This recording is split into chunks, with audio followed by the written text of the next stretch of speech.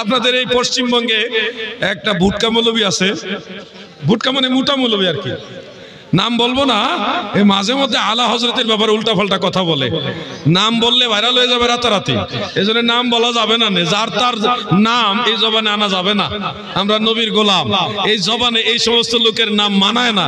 এই ভুটকা মৌলবী সে বলতেছে হাদিস শরীফের মধ্যে আছে আসসালামু কাবলাল কালাম, আগে সালাম দিতে হবে পরে কালাম হবে, অতএব আগে ইয়া নবী তারপরে সালামু আলাইকা বলা যাবে না, আগে সালাম তারপরে ইয়া নবী বলতে হবে।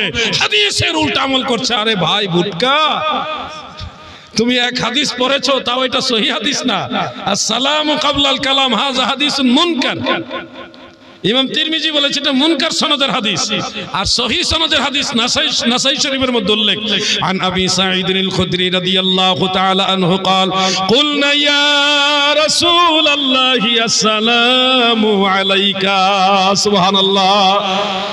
আবু সাঈদ খুদরি বলেন কুলনা, আমরা সব সাহাবারা বলতাম ইয়া রাসূলুল্লাহ আগে সম্বোধন, এরপরে আসসালামু আলাইকা সালাম, আগে সম্বোধন পরে সালাম।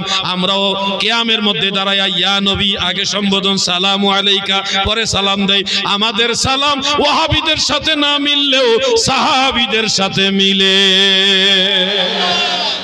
বুঝছেন?